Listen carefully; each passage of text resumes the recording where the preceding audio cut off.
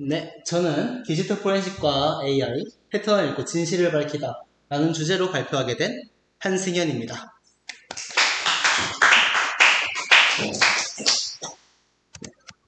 자, 목차로서는 일단 디지털 포렌식이란 무엇인가, 그리고 인공지능에 대한 좀 간단한 이야기들, 그리고 디지털 포렌식과 AI는 어떻게 또 결합이 될 수 있는가, 그리고 그 디지털 포렌식으로 한 수사 사례들, 그리고 인간과 AI의 협업, 이렇게 말씀드리도록 하겠습니다.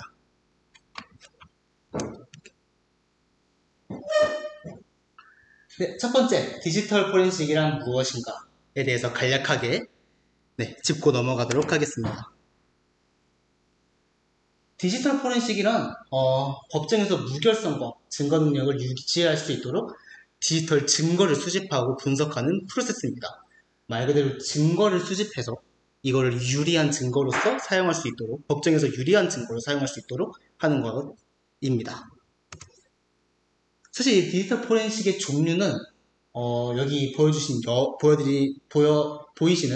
6가지 이외에도 좀 많은 종류가 있는데, 저희는 이 중에서 한 4개 정도만 이따가 이야기를 해보도록 하겠습니다. 컴퓨터 포렌식, 그리고 클라우드 포렌식, 네트워크 포렌식, 모바일 포렌식, 총 4가지로 말씀을 드리려고 하는데요. 이 이야기는 이따가 이제 포렌식과 AI를 합칠 때 그때 이야기가 더 나오니까 이 정도만 하고 넘어가도록 하겠습니다.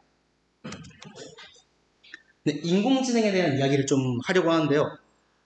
여러분, 인공지능 많이 사용하시지 않나요? 당장에 챗 GPT 같은 거 많이 쓰고들 계시죠? 이게 너무 좋아가지고 일자리를 뺏긴다, 뭐 그런 이야기도 나오고 있는데, 하지만 이 인공지능을 만들면서도 여러 시행착오가 또 있었고, 오늘날에 이런 GPT가 나오기까지의 많은 여정을 거쳤습니다. 하나씩 한번 보도록 할게요. 우리가 오늘날 사용하는 챗 GPT 같은 AI는 하룻밤 사이에 나타난 기술이 절대 아닙니다. 이 긴 여정은 한 1950년대부터 아주 조용히 시작됐어요. AI의 역사는 이때 1950년도까지 거슬러 올라가는데, 앨런 튜링이 제안한 생각하는 기계라는 개념과 함께 1956년도 다트머스베이에서 이제 인공지능이라는 용어가 처음 등장했어요.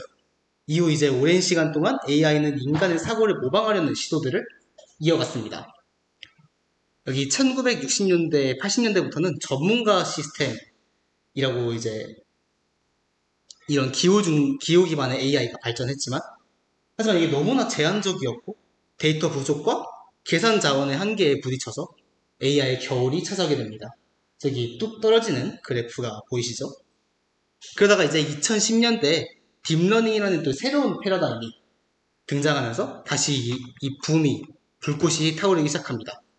그 이후로부터 이제 AI 기술에 대한 기술적 관심도 높아지고 국가적 관심도 높아지면서 돈도 많이 들어오고 하면서 더욱더 붐이 일어나고 있는 거죠.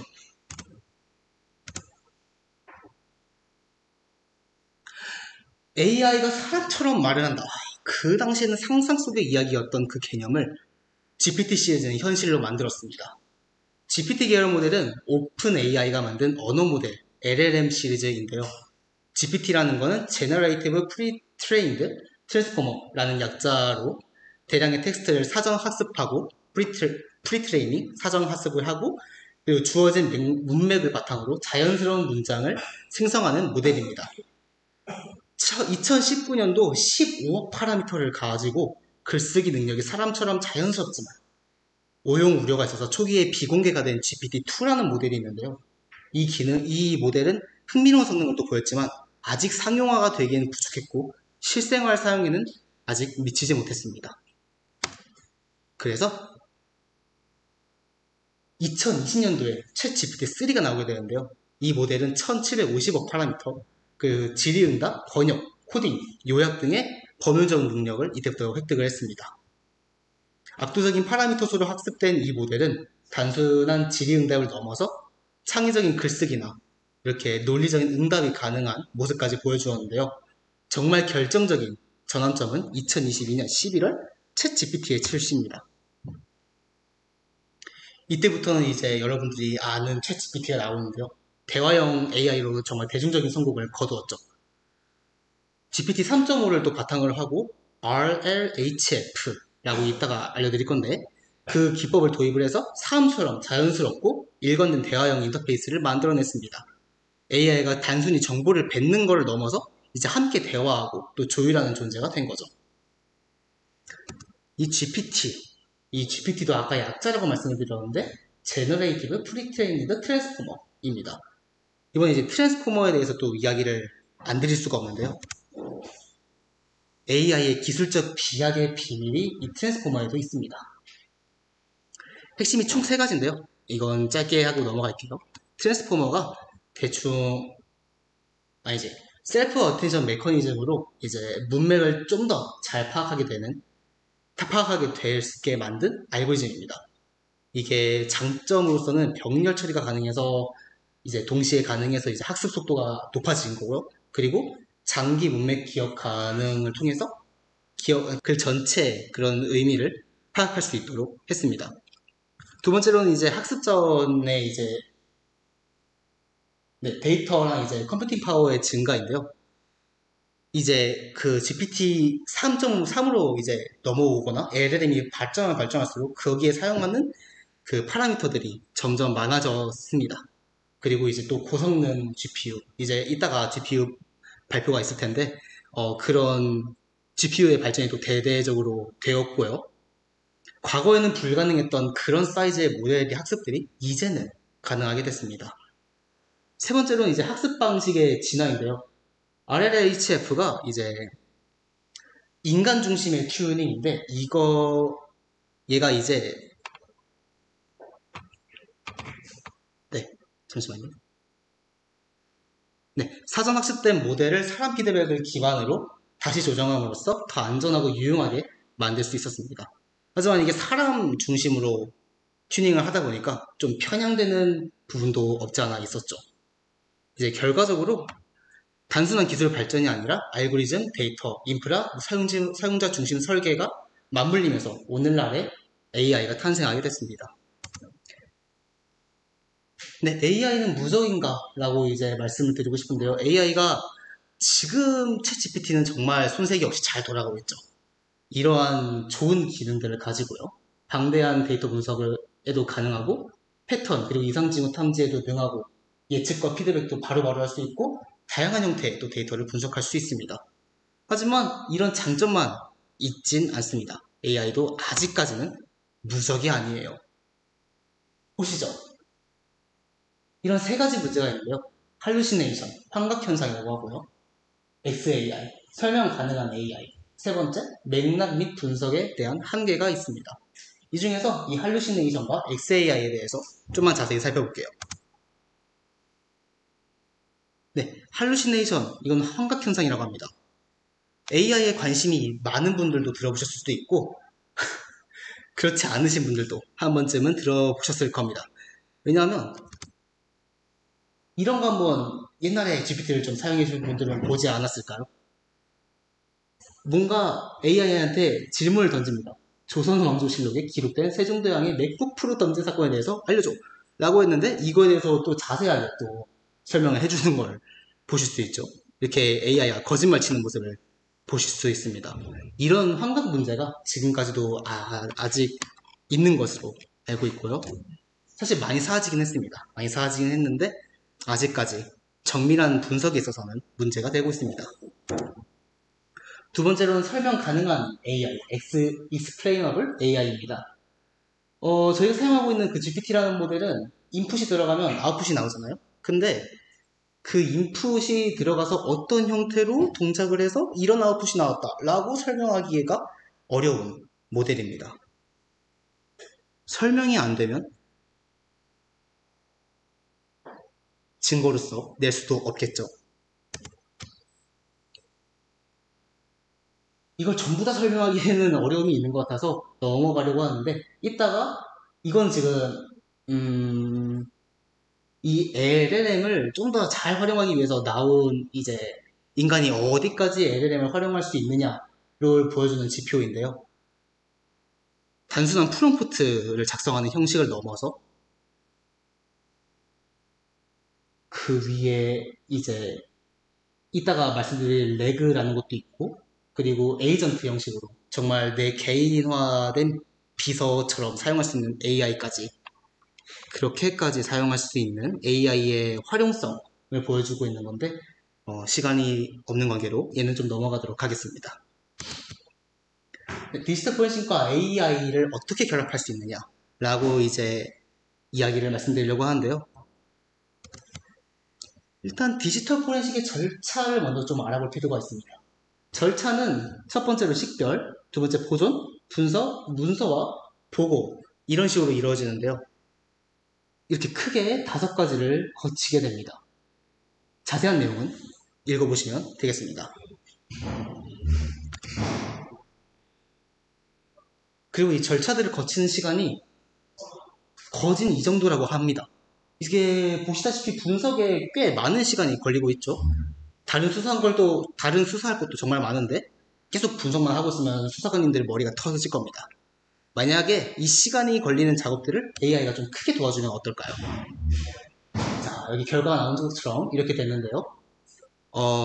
무려 96%의 시간이나 줄여주었다고 합니다. 탐지에도 64%의 시간을 줄였고요. 사실 제가 이 자료를 찾아보면서 좀 뻥튀기 같긴 한데 이게 그 AI가 정말 큰 도움을 주는 건 사실입니다. 이 내용은 나중에 사례를 보면서 말씀을 드려볼게요. 그리고 사실 범죄와 관련된 이야기를 그 데이터를 분석을 하는 거잖아요. 그러니까 좀 민감한 데이터, 예를 들어 좀 네, 여기 보이는 CSM, 네, 이런 트라우마를 좀 일으킬 만한 데이터가 있잖아요. 실제로 많은 수사관들이 이런 데이터 때문에 정신적 고통을 받고 있다고 합니다. 이것도 AI가 미리 판별을 해가지고 이런 데이터가 이 안에 있어요 라고 알려준다면 정말 고맙겠죠. 네, 이걸 이제 가져다가 어떻게 또 적용을 할 것이냐 라고 한다면 제가 첫 번째 말씀드린 이제 컴퓨터, 네트워크, 모바일, 클라우드 이렇게 4가지 분야 기준으로 말씀을 드리도록 하겠습니다. 컴퓨터 포렌식 부분에서는 로그, 이미지, 텍스트 분석 자동화가 이루어지고 있고요. 네트워크 쪽에서는 이제 트래픽 분석과 사이버 공격을 파악하는 형식으로 이루어지고 있습니다. 모바일 포렌식은 많이들 아시다시피 기록 확인하고 데이터 분석하고 삭제된 사진 복구하고 이런 거 하고 있고요. 클라우드 포렌식은 이제 데이터 로그 그리고 저장 기록을 분석해서 비정상 접근 이상 행위 탐지를 한다고 합니다. 그 중에서 이제 사례 기반 혹은 이제 특화된 기술을 가진 회사를 기준으로 좀 말씀을 드려보도록 할게요. 첫 번째는 AI를 잡는 AI입니다. 자, 메타데이터라고 알고 계십니까? 이게 영상과 사진에는 우리가 알게 모르게 담겨있는 정보들이 있는데요. 보안에서는 이런 걸 가지고 정보 유출을 하고도 합니다. 포렌식에서도 당연히 사용되는 부분이고요. 하지만 이 메타데이터 생각보다 쉽게 지우고 변형시킬 수 있습니다. 제가 GPT에다 물어봤어요. 어떻게 변경할 수 있는지. 이걸 정말 자세히도 알려주더라고요. 그래서 이 메타데이터라는 걸 조작해버리면 내가 아이폰으로 영상을 찍었어도 갤럭시로 찍은 영상처럼 만들어볼 수 있는 거예요. 하지만 진짜 문제는 이게 아니죠. 요즘에는 진짜보다 더 진짜 같은 이것이 문제입니다. 생성형 AI. 정말 큰 문제죠. 이건 이제 제가 발표를 준비하면서 중간에 넣은 자료인데요.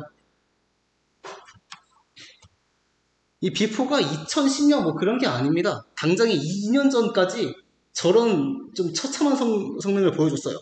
근데 지금 나우를 보시면 좀 자연스럽게 들으시고 계시죠? 네. 앞으로 좀 더 이런 생성형 AI의 영상이 더 정교해질 전망이라고 합니다. 만약 이런 영상을 실제 촬영한 거 마냥 화질 조금 낮추고 카메라 조금 움직여가지고 진짜 촬영한 것처럼 조작을 했다고 한다면, 그리고 메타데이터도 다 똑같이 삼성을 찍었다 뭐 이런 식으로 하게 된다면 정말 알기가 쉽지 않겠죠. 하지만 요즘 포렌식 기술은 이런 것도 잡아냅니다. 마그넷의 엑시옴이라는 프로그램인데요. 영상 정보를 가져온 결과가 이렇게 나옵니다. 분명 아까 삼성으로 찍은 사진 영상이라고 했는데 결과 보니까 런어웨이의 젠2 뭐 이상한 게 찍혔네요. 이게 확인해보니까 생성형 AI로 만든 영상임을 확인할 수 있습니다. AI가 AI를 잡아내는 거죠. 그에 비해 진짜로 영상을 갖다가 핸드폰을 찍은 건 이렇게 모델의 명을 확실하게 보여줍니다. 네, 다음은 네트워크 포렌식에 대해서의 내용입니다. 네트워크 보안 같은 경우는 정말 AI가 오랫동안 또 개입을 해왔는데요. 그 중에 좀 선도주자급인 회사들을 좀 가져와 봤습니다. 그 중에 한 2개 정도만 소개를 드려볼게요. 일단 이 다크트레이스라는 애를 먼저 보시면 얘는 자체 AI를 가지고 이제 학습을 합니다. 정상적인 패턴을 학습을 하고 나중에 이상 징후가 있으면 그걸 감지해내는 그런 절차를 밟는다고 합니다. 이게 패킷 수준의 네트워크 기록을 활용한 심층적인 포렌식 조사를 또 지원을 하고 대규모 데이터에서 또 특정 패킷을 빠르게 검색할 수 있는 그런 기능을 제공한다고 합니다. 그리고 이 밑에 있는 이 벡트라라는 친구는요, 네트워크 탐지 및 대응을 통해서 실시간으로 또 네트워크 트래픽을 분석하고 위험을 분석한다고 합니다. 이게 또 머신러닝 기반으로 이제 행동 분석을 통해 이제 사용자 및 시스템의 정상적인 행동 패턴을 또 파악을 하고 그리고 이걸 바탕으로 또 이상 징후를 탐지한다고 합니다. 이제 미처 소개 못 드린 이 세 가지는 AI 네트워크 포렌식으로도 정말 좋은 성능을 보이고 있다고 하니까 나중에 한번 찾아보시는 것도 추천드리겠습니다. 다음은 또 AI를 또 어떻게 또 더 활용을 할 거냐 라는 답을 준 도구가 셀레브레이트 패스파인더라는 제품입니다. 얘는 이러한 기능들을 제공을 하는데요. 간단하게만 말씀드리도록 하겠습니다. 그러니까 이미지 검색 및 분류가 있고요. 그리고 아까 책에서 나왔던 그 광학 문자 인식이 있고요. 그리고 주제를 탐지해가지고 자동으로 카테고리화해주는 것도 있고요. 데이터를 통합해가지고 또 이쁘게 대시보드를 만들어서 보여주는 것도 있습니다. 다음은 또 레그 기반의 챗봇을 좀 소개를 드려보려고 하는데요. 아까 잠깐 말씀드렸는데 LLM은 라지 랭귀지 모델이라고 하는 거대한 AI입니다. 결국 쉽게 보면 GPT죠. 네. 그런데 우리가 이 GPT를 제대로 활용을 하고 있지 않다라고 한다면 믿으시겠습니까? LLM에는 아까 이런 문제가 있다고 했죠. 할루시네이션. 이 문제를 해결하기 위해서 나온 게 이제 레그입니다. 이 레그는 좀 LLM을 좀 깊이 있게 활용하기 위한 방법으로 나오는데요. 여기 보시는 지표가 이제 LLM을 어떻게 하면 잘 활용할 수 있느냐에 대한 지표인데 프롬프트 엔지니어링이 있고 파인 튜닝이 있고 레그가 있고 모든 걸 다 포함한다는 내용이 여기 적혀 있습니다. 어떻게 하면 그냥 좀 글짓기를 잘한다는 그런 건데 네. 그 중에서 저희는 레그에 좀 관심이 있으니까 레그에 대해서 좀 확인을 해보도록 할게요. 이 레그가 뭔데 계속 레그 하는데 그래서 아주 좀 짧게 말씀드리려고 하는데 그냥 오픈북 시험이라고 보시면 됩니다. 그 LLM한테 정답지를 쥐어주고 거기서 검색해서 찾아서 답을 내라 이렇게 하는 게 이 기술이에요. 그러면 자연스럽게 그 거짓말을 칠 수 없게 되고 우리가 원하는 범위에서 또 답을 낼 수 있게 되겠죠. 사실 이 레그는 인베딩이다, 뭐 리트리버다, 뭐 다양한 이야기가 있지만 여기서는 짧게 하고 넘어가도록 하겠습니다. 네, 이 레그를 기반한 챗봇들을 이제부터 소개를 해드리려고 하는데요. 여기도 이제 마그넷사의 이제 코파일럿에 대해서 이 프로그램을 소개를 해드리고 합니다. 여기 뭔가 대화 내용이 있어요. 이렇게 쭉 있는데 이 대화 내용 기록 중에서 이제 마약과 관련된 대화 기록을 찾아줘 라고 한다면 그런 관련된 내용을 좀 찾아줄 수 있겠죠. 전체 메시지에서요. 그래서 결국 수사관들이 전부를 훑을 그럴 시간을 좀 줄여주게 됩니다. 원래 이분들 이거 다 형광펜으로 막 칠하면서 뭐가 뭔지 다 이러면서 일하셨거든요. 네. 또 이제 LLM을 또 사용하다 보니 이런 다양한 언어 처리도 가능하게 됐습니다. 또 다른 거는 벨카 GPT라고 또 이제 다른 소프트웨어도 있는데요. 이런 것도 지금 벨카 GPT라 해서 이제 레그 기반의 챗봇을 또 AI2를 제공하는 것으로 알고 있습니다. 뭐 저렇게 보조하는 챗봇이 하나쯤 있으면 정말 편하다고 생각을 합니다. 네, 네 번째로 이제 수사 사례입니다. 이러한 이제 말씀드린 툴들로 어떻게 범인들을 검거했는지 사례들을 좀 가져와 봤는데요. 첫 번째로 이제 아까 말씀드린 그 시샘에 대해 시샘 범죄자를 찾아낸 케이스입니다. 아동, 네, 최악의 범죄자죠. AI는 압수된 50개의 기기 중에서 35테라 중에 20개의 그런 영상과 17,000장의 그런 이미지를 아주 빠르게 탐지해냈습니다. 이 방대한 데이터를 또 수동으로 검토를 했다면 몇 달이 걸려서 이제 수사가 지연이 되고 정말 중요한 증거를 놓칠 수도 있었겠죠. AI는 이렇게 데이터를 신속하게 파악을 해서 피해자 이미지와 노골적인 그런 자료를 찾아냈습니다. 그래서 이 범죄자는 징역 12년 6개월을 선고를 받았고요. 그 수사관들의 많은 심리적 부담을 덜어주었다고 합니다. 두 번째로는 범죄 조직 해체에 대한 내용인데요. 마약 카르텔 조직을 무너뜨렸다고 합니다. 이게 어떻게 했냐면 이게 하위 조직원에 있는 핸드폰을 이제 하위 조직원들이 이제 검거해서 핸드폰을 가져와요. 그걸 이제 그들의 디지털 장치에서 이제 데이터를 추출하고 분석을 한 거죠. 수사관들은 아까 말씀드렸던 그 패스파인더라는 걸 사용해서 디지털 장치에서 데이터를 추출하고 또 분석을 해서 용의자 그리고 은행 계좌랑 그리고 이렇게 실제 움직이는 자산을 또 파악을 해서 그 자산 간의 그런 연결고리를 또 파악을 해냈습니다. 이 작전을 통해서 45명 정도를 체포를 했다고 하고요. 4억 달러 상당의 자산을 압수했고 주요 마약 밀수 네트워크가 와해되는 결과를 초래했습니다. 세 번째로는 지역 마약 수사인데요. 사실 변방 같은 경우는 이제 경찰 자원이 많이 부족할 수도 있잖아요. 그런데 이제 이러한 부분을 해결을 해준 사례입니다. 스피딩을 했어요. 스피딩을 하고 이 경찰이 얘를 잡아가지고 핸드폰을 또 합법적으로 뺏어서 조사를 좀 했습니다. 그런데 이제 광범위한 마약 밀매 조직을 보여주는 포괄적인 통신 기록 및 GPS 데이터를 찾아내게 되는데요.